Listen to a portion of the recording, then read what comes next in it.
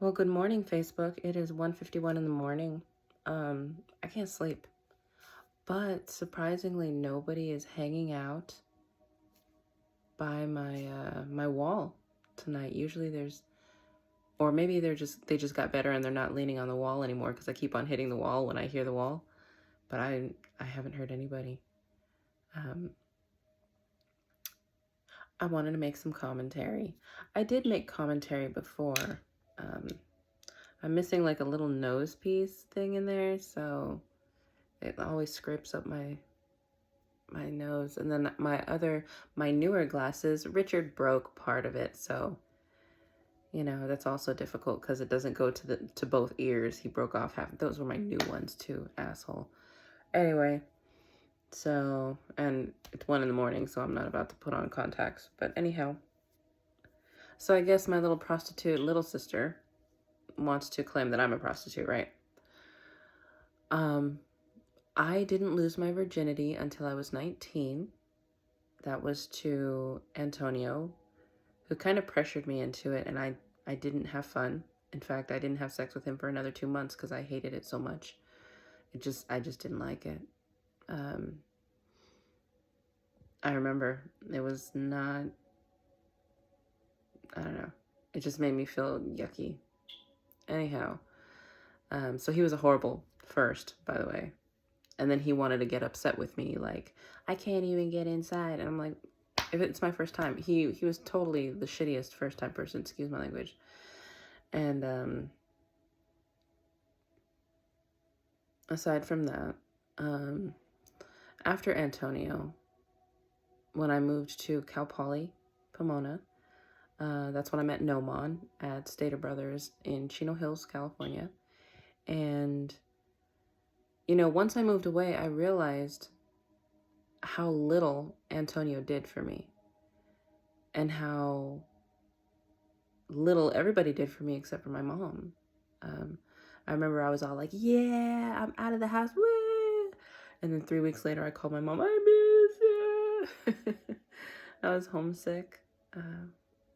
And my mom, she didn't want me to leave, but she knew I had to. She knew that I had to live my dream. And going for my bachelor's in physics was my dream. So when I was 9 years old, I wanted to be an astronaut. I always wanted to do something with space. Even if I just could watch it in an observatory, I would have done that. Anyhow, so Noman treated me like crap. Antonio treated me like crap. And I finally snapped and said, F both of you. And I went on a 10-month journey of working my butt off for my classes, my physics classes, as a sophomore at Cal Poly, working 3/4 time. I worked about 30 to 34 hours a week at Stater Brothers, and then Thursday, Friday, Saturday, I would go out drinking and go out dancing and having a good time. And if it happened, it happened. If it didn't, it didn't. Most of the time, I really didn't go home with anybody. I really just went out, partied, and had a good time. But yeah, I slept around here and there.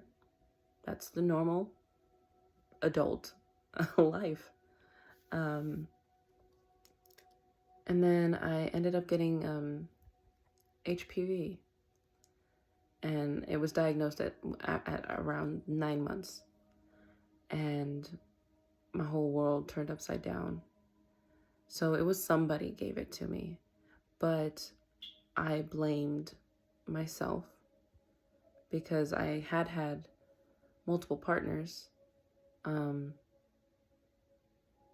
I don't know if they were all protected. That was so long ago, I really can't recall, but I have a feeling not all of them were protected. And I didn't really, I knew I was down a bad path, but I just didn't care. And then when I got genital warts, because it just came up out of nowhere, so I really think somebody had it, gave it to me, and then my body showed symptoms. So I think I had 5 partners at the time within a month or 2 month span. And I told all of them because, you know, if I had it and they had sex with me, then they might possibly have it. And I didn't want them to infect anybody else, you know. So I told all of them, you know, like that I had been diagnosed and they should probably get tested, which of course, as guys, they're not happy about that. Anyway, it took 3 years to clear up. During this time, in December, like literally 2 months later, I ended up with Angel Martinez, and I told him about it, you know, and I remember I was crying, and I said, you know, I don't want to infect you. We can't have sex. And he was like, well, if I'm going to be with you, we'll go through it together. And that meant a lot to me. That's why I gave him my heart. That's why he was the love of my life. He went through so much with me. We went through so much emotionally together, I think. But I was a wreck. I was such a wreck. And he taught me so much. So I was with Angel. And then after Angel left, I really didn't mess with people. I really didn't. You know, I messed with Steven one time, but he just wanted sex with me and broke my heart. Like right after sex, I cried and I called Angel and I told him, you know, I can't do the long distance because I don't want to cheat on you. And I just did, you know, I just did cheat on you. And he was like, I know he was hurt, but I wasn't going to keep it from him. And then after that, it was like once a year I had a boyfriend. And you know, so I was with a guy, you know, up to a year and a half. So, and then it just slowly went down to 9 months, 7 months. You know, if they started acting stupid, I just kicked them to the curb, kept on moving. When I moved to Riverside, I was with the bad Angel. I don't even know his last name. We were only together about three months, the max 4. After him, Alberto was probably in my life about 7-8 months. Julian was probably in my life around the same amount of time. Yeah, I just, you know, literally almost had a boyfriend every year. And, you know, Russia was in my life for about 7-8 months. Like intimately, you know, we knew each other, but we didn't do anything. We were intimate. He kept on going in and out of rehab and jail. So, and we were friends afterwards still.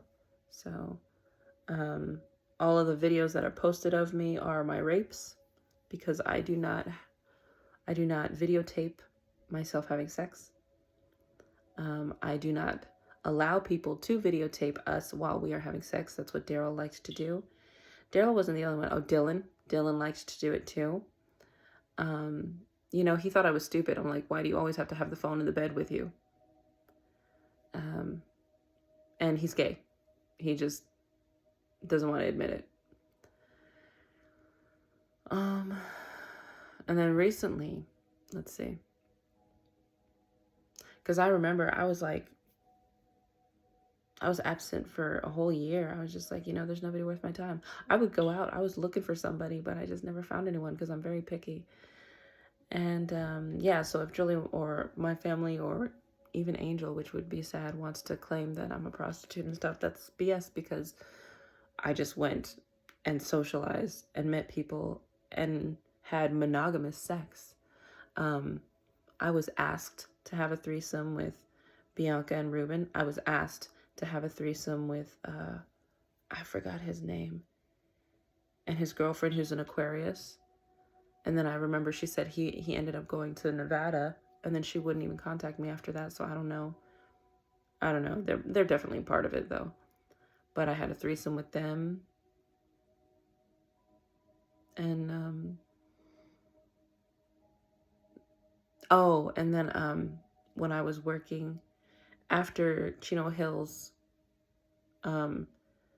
after the whole incident with Noman and me, and we got separated, I ended up at Chino, Stater Brothers, and there was a guy there named Julio. I had a thing for Julio. I don't even know. Like, looking back, I'm like, "Bleh." But anyway, I was so crazy about him. So anyway, so I ended up going to his house, and a couple times, me, his cousin, and him, I think maybe 2 or 3 times we did it. I didn't want to, but I liked him so much. I was like, okay, well, whatever. And then I finally I just didn't want to do it because it was always all three of us. I didn't want that. I wanted just him. And I remember one time he picked me up and he was trying to do it. I was like, look, I don't want to do this anymore.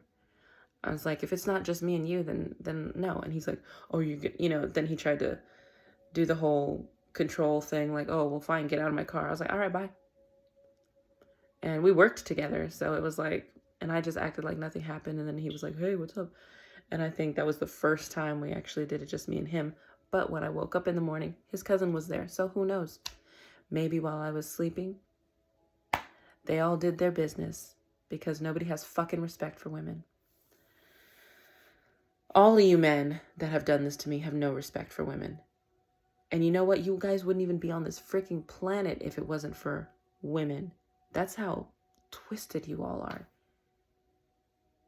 If us women knew that you were the product of what we had, I would abort you.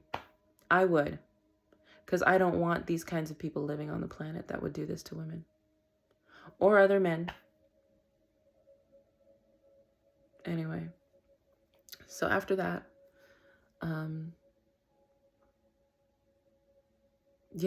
after that, I met another angel, and he and I had an open relationship for about 4 months, and it was cool. But then he wanted more, and I just wasn't ready. I didn't want to get close to anyone anymore. It just messed with me. I do so much better alone. I'm so much more productive with everything, with my career, with my health, with everything, without somebody. And so I was just loving life. And then I ran out of money. I ended up going back to Apple Valley for a year for a leave of absence. That's when Julie moved in. That's when we had our little falling out, when she wanted to damage my car and everything. And she was just mad because I was going out and stuff. And I would take her out. I was like, let's go out. She never wanted to do anything with me. That was on you, Julie. Just because I went out to do karaoke and go to the club and dance didn't mean I was bringing anybody home, because I wasn't. I couldn't. My mom was like, no. So I never brought anyone home. Jess, on the other hand, Jess would do some interesting stuff. Oh, and I'm pretty sure she was doing interesting stuff at the age of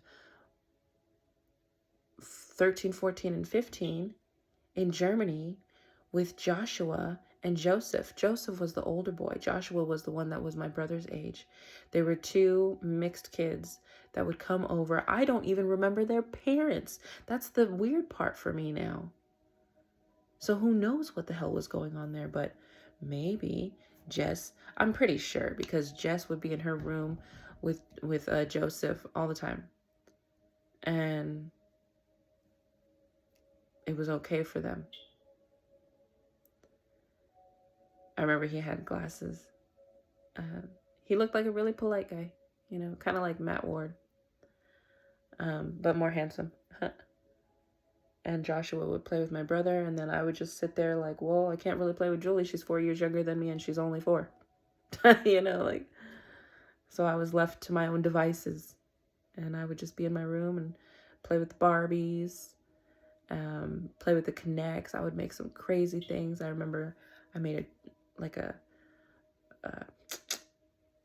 dinosaur. Anyway, I digress, because I'm trying to talk about the whole sex life thing, since people want to claim I'm a prostitute. So, so then when I moved when I went back to school, I ended up renting a place in Diamond Bar by some Asian guy and his girl, and the other crazy white guy that after a month got crazy with me and was banging on my door. And then I left and I moved in with Rebecca and George. I met Miguel. I was with Miguel for a year. Even though I wasn't really with him. And I remember Mario, who was part of Ruben and Bianca's group. I always had a thing for him. I remember I got butt naked with him, when we were drinking and everything, and he didn't touch me. Well, I didn't think he did. And then he brought it up when we were at a party to kind of make Miguel jealous because, you know, he just wanted to stir up problems. And Miguel was like, I thought we were together. And I was like, whoa, whoa, whoa. I told you I'm not ready to be with anyone. And so, you know, because Miguel was, since day one, always trying to push me into the relationship with him, he kept on getting these emotions when I was like, look, we're not, yeah, we might be having sex, but I'm not ready. I told you I wasn't ready, and you said it was okay that I wasn't ready. So don't get mad if I decide to be intimate with somebody else. I already told you I wasn't ready. All these occasions, I never got paid. That's what prostitution is. So I wasn't prostituting. I was living my life. Now to the most recent. You know, same like with Daryl. I thought it was a monogamous relationship until he started having sex with other people, bringing people in. I have no idea who that Native American guy is. I wasn't conscious. So now it makes me wonder how many people Daryl let access me when I was sleeping over. And I know he recorded me without my consent. Ramon, I don't think he did anything.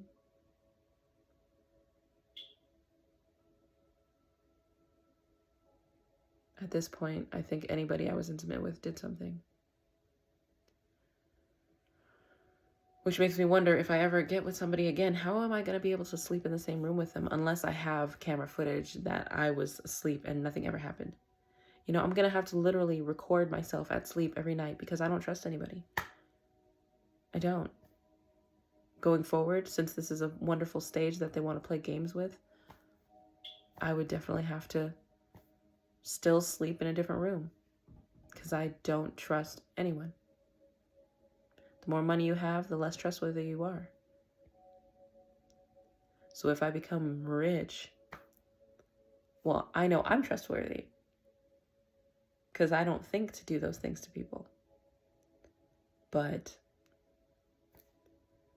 I don't think my partner is going to be trustworthy. I really don't.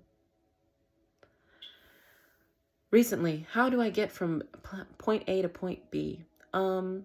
Sometimes people will drive up and say, hey, you need a ride? Where are you going? And I said, oh, you could just take me up the street. I would use the live chat line, and I was pretty transparent on a lot of my requests. Like I asked to be brought to the hospital a couple days back, which somebody said he was in Chandler on his way and never made it. Which makes me wonder because I think there was a car accident in Chandler that same day. Maybe he was one of my perps getting his karma. I don't know. But yeah, I've had some people on the live chat line be like, yeah, I'll come. We can hang out, and, you know, they'll pick me up and we'll hang out. If it leads to something else, which one of them it has, well, two of them it has. But there's out of this whole time that I've been on the chat line, there's only been two guys that I've been intimate with, that I've been consciously intimate with. If anybody else says anything, no. Yeah, and actually tonight, one of them just contacted me again. I have the text messages. What it was the first night, it was nice. You know, he picked me up. We socialized. We had a good time. You know, we just wanted to cuddle, and then it ended up leading into something else. And then the next morning, he asked me, you know, where he could drive me to, you know, to do whatever. I told him the library, and he was kind enough to buy me breakfast. And then he was very, very sweet, and, you know, I was like, you know, it would help if I had some bus fare money. And so he gave me some bus fare money and a little extra, so I had food. That was not prostitution. That was somebody just being generous. he initially tried to make it into that the night before, but I told him no. I said it makes me uncomfortable to take money from him, even if, you know, and I told him I just want to be friends, so, you know, keep his money. But it just ended up becoming something else that night. And like I said, in the morning, it wasn't like he was paying me. It was just out of the kindness of his heart to help me. So that's not prostitution. And that's literally the only time. I've had moments where people tried to force me into prostitution. I know when I was on the way down the 55 freeway in California, and I was on the way to the Angel, the other Angel, he lived in Orange County, I believe. I got a popped tire, and I was on the freeway, and I was like, crap. And I could not get the tire off. I had a spare, but I could not get the tire off. And I was just like, I can't, this is horrible. So I called him because he was literally the only person I could call. I called Julie too. And I was like, man, Julie, like, I'm just sitting here and I don't, you know, like, I'm scared. I have a flat tire. It's freaking 11 at night. I have, you know, like, tomorrow I still have class. And I was really freaking out. And I was like, oh, well, I called the guy that I've been seeing. God, I think we were only seeing each other. It was so crazy. It was like we always ended up at the same bars. So obviously he was stalking me, right? Now that I think about it. But before I just thought, oh, wow. Because he told me he lived in Orange County. But when I would go to Godfather's, he was over at Godfather's. It's a club in Chino. And then when I would go to, is it Scribbles? I think it was Scribbles in Riverside, up the street from Cal Poly Pomona before it got closed down. That was my main spot because it was just up the street. I literally just drove 2 streets for groceries, school, and living. Like, it was perfect. So I never really knew too much of Pomona until I started leaving Pomona, because I lived on, I just needed 2 streets. So I never really expanded past that. But yeah, so I called him and was like, I need help, can you come? He was like, all right, I'll come. Because it was like a 30-minute drive to get to him. So he had to drive and go up one area and then come back down to find me, which he never did. But I ended up going to his place, But while I was waiting for him, I was talking to Julie and she was like, you okay? And I was like, I don't know, like whatever. And then I said, hey, there's some guy behind me. Hold on real quick, because somebody pulled up behind me. And I was like, I don't know, Julie, I'm a little scared. Somebody pulled up behind. I don't know this person. And he had kind of like this, it was a truck, and then it had a back part, which looked like it was possibly like a little RV kind of imitation. Like how you have in the truck bed, you have like a whole, what do you call it? Like a container thing, and it protrudes over the top of the truck. So I think that was kind of like his own area that he lived in, like he lived in his truck, basically. And he was like, oh, flat tire. And I was like, yeah, I have a flat tire. And he was like, oh, I changed it for you. And I was like, no. And I sound Asian, but he wasn't. He was Hispanic. And he barely spoke English. And I was like, okay, sure. Because he would not leave. I was like, I have somebody coming. It's okay. I have somebody on the way. And he would not leave. And I was like, all right, whatever. So I said fine. So I popped the trunk, because all that was in my trunk was my tools, the jack, and the tire. So I was like, okay. So I popped the trunk. I still was locked in my car. And I had no money on me, so... And I had no weapons either, because I was a naive little girl. I never thought I needed stuff like that. Anyway, so he did the tire and fixed it. And I was like, oh, thank you so much. And so I told Julie I'd call her right back. And I got off the phone, which I shouldn't have. I really shouldn't have. And I got out of the car, which I know I shouldn't have. And I just gave him a hug, because I was like, thank you so much. Like, it was just my way of showing appreciation. And I was like, well, I don't have any money. Like, I can't give you anything, but I appreciate what you did. And while I hugged him, he wouldn't let go. And he started to smell me. And then he goes, $100 for sex? And I tried to push him away, and he would not let go. And I said, no, no, no. And then he literally started to drag me. So by my feet, like I could not, he elevated me up so I couldn't even touch the ground. And he started to drag me toward his truck. And I was like, no. He's $100 for sex. I was like, no. And I kept trying to push him. And I mean, just fear came in. And I was like, oh my God, what am I going to do? And I was like, I told you I already have somebody on the way. And then he stops. Okay, just a kiss? And I was like, no. One kiss. And he would not let me go. So I was like, fine. So I gave him the most bullshit kiss. And he let go. And I just ran back to my car and locked myself in the car. And I was just like, I didn't even know what to do. Like, the first thing I did was turn on the car and drive off and call Julie. And I was like, oh my God, Julie, like this guy just tried to rape me.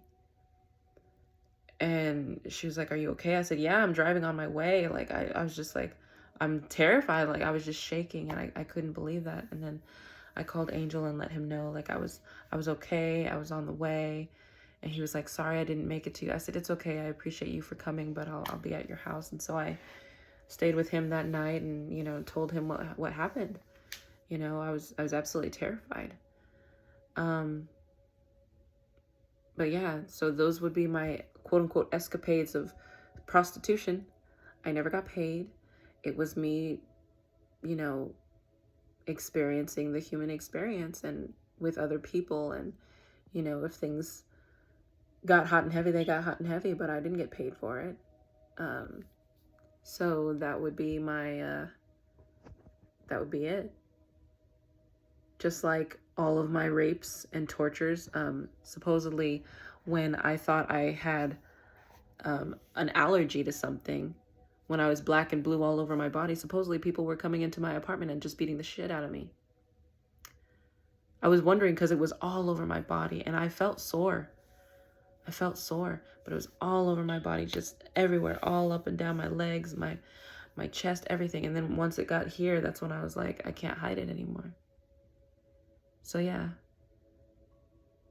I guess the people in my apartment complex, Sandra's Apartments, what was her name? Rebecca Borbin, my neighbors, I guess they just came in to beat the crap out of me. I don't have, again, it's like that was a lifetime ago. Like it wasn't me. I want to know who did it though. But I guess it doesn't matter because karma is a bitch. You all will get what's coming to you. I think somebody just came in from the front door. Because I just heard sounded like the door. Or right here. Anyway. So I just wanted to say that. So no, I'm not a prostitute. No, I've never had sex for money. And yeah, obviously that's why Julie was in a Nevada detention center. And I guess she was sexually used there too. And yet we had to pay $500 to get her out. I don't know. Julie, you are such a lost soul. Anyway, that's all I wanted to put up.